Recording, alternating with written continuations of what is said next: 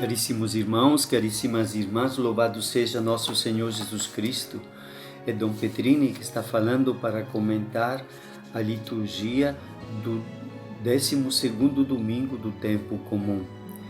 É uma liturgia na qual as palavras que Deus nos dirige nos falam de duas coisas.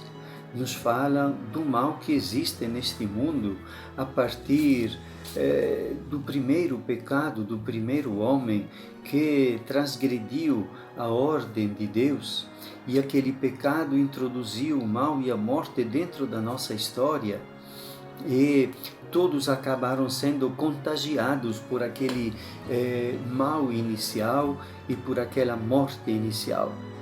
Mas estas leituras também nos falam da graça, da compaixão, da misericórdia, do poder de Deus de nos resgatar, de nos proteger, de nos defender, e com a vinda de Jesus, de perdoar e vencer o mal e vencer a morte.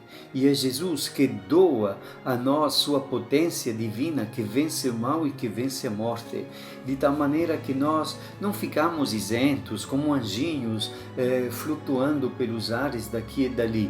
Nós também passamos pela experiência do pecado, mas sabemos que ela não é a última palavra, porque a última palavra na nossa vida não é o pecado, não é a morte, mas é a misericórdia de Deus, o abraço de Jesus Cristo, que nos perdoa e que nos dá uma vida que vai além desta aventura terrena para sempre, uma vida eterna junto do Pai. E então eu gostaria de recordar a primeira leitura, que é do profeta Jeremias. Ele se queixa com Deus num momento de diálogo, de oração, por causa das injúrias, das ofensas, das ameaças que ele recebeu em grande quantidade na vida dele, como fato histórico, inclusive das pessoas mais próximas e amigas, que estavam só esperando ele colocar o pé em falso para podê-lo atacar. Mas ele diz assim: mas o Senhor está ao meu lado como um forte guerreiro. Como dizer, como um forte guerreiro que me defende e que me protege dos ataques dos adversários. E depois, a segunda leitura é de São Paulo aos Romanos, que reconta então a história de Adão, que transgrediu a ordem de Deus de não comer dos frutos de uma determinada árvore, mas ali pela sedução do demônio é que Adão e Eva acabaram sendo vencidos e acabaram transgredindo. E por causa disto, então, diz São Paulo, escrevendo aos Romanos, o mal entrou neste mundo, inclusive a morte. E todos nós, de alguma forma, que somos da estirpe de Adão, recebemos como herança esta possibilidade de fazer o mal e a realidade da morte. Mas, fala São Paulo, foi de modo bem superior que a graça de Deus, ou seja, o dom gratuito concedido através de Jesus Cristo, foi derramada em abundância sobre todos nós.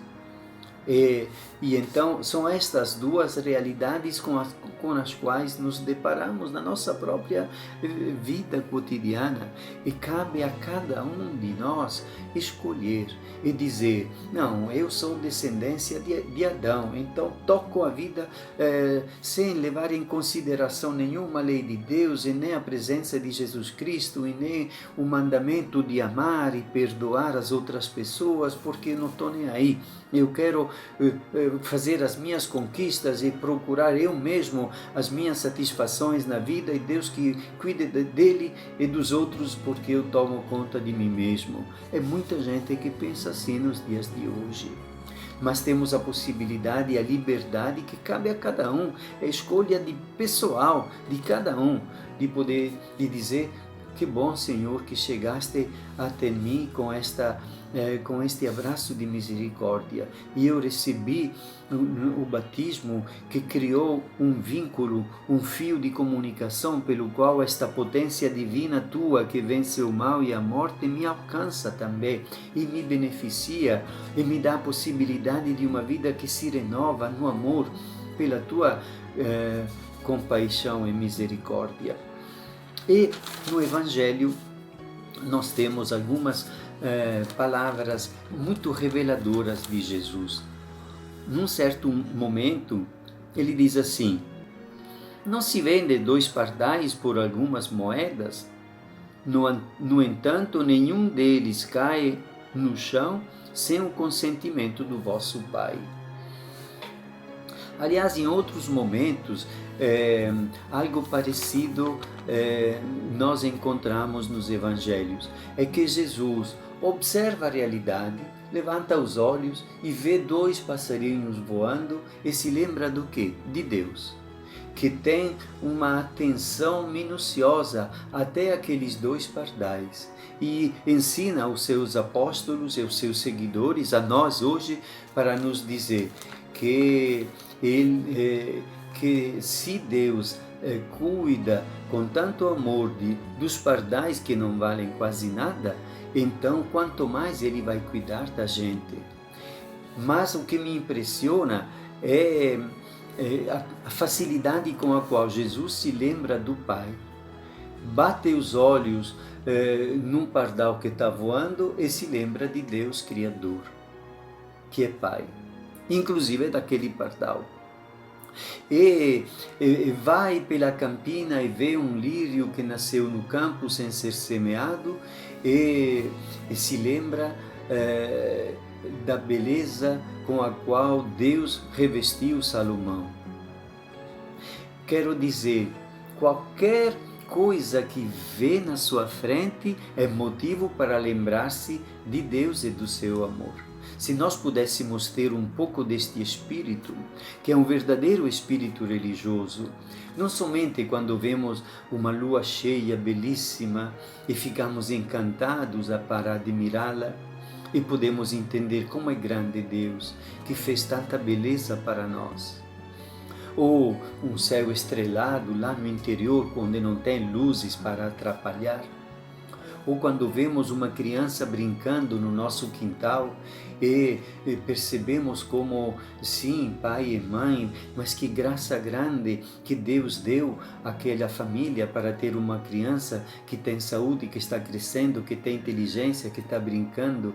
E tudo se torna motivo para louvar e agradecer a Deus. Tudo, até mesmo um copo de água que estamos tomando, pode ser motivo para dizer que grande Deus, que inventou a minha sede e inventou também a água que tira esta sede, mais do que qualquer outro tipo de bebida que possa ser fabricada. E depois, então, Jesus fala: quanto a vós, até os cabelos de vossa cabeça estão todos contados. Que palavras impressionantes! O que quer dizer isto? Quer dizer que Jesus, que Deus tem um cuidado com você, meu caro irmão, comigo, com você, minha cara irmã, minucioso, que vai até o mínimo detalhe, que aparentemente não vale nada, até o cabelo, que é quando a gente passa um pente, às vezes tem uns diversos fios de cabelos que ficam ali, a gente joga fora, aquilo não é nada, e nem nos preocupamos com isso. E até os cabelos da nossa cabeça estão todos contados. Quanto mais, então, são conhecidas as nossas aflições, os medos que temos, as esperanças que cultivamos com relação ao tempo que está por vir, aquilo que virá depois, e essa questão da pandemia e da possibilidade de contágio, e a vida e a morte. E realmente o Senhor conhece a nossa vida minuciosamente. Mas também para nós, olhar para os cabelos pode dizer, Deus sabe tudo dos cabelos, então sabe também do meu coração.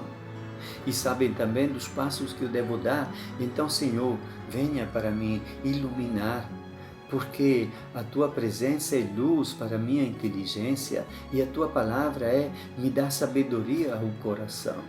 É disto que nós necessitamos para que possamos realmente crescer na alegria, na paz, na beleza da vida, na convivência de verdadeira paz. Te abençoe Deus Todo-Poderoso, Pai, Filho e Espírito Santo. Amém.